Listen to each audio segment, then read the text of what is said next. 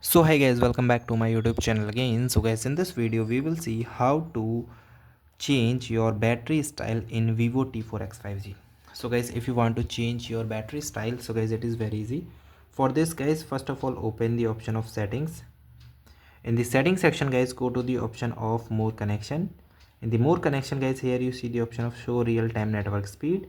In this, here you see the option of battery style and the percentage.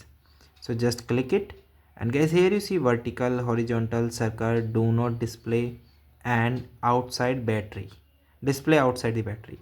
So here you see this is now percentage, it's circle, then horizontal, and this is for the vertical.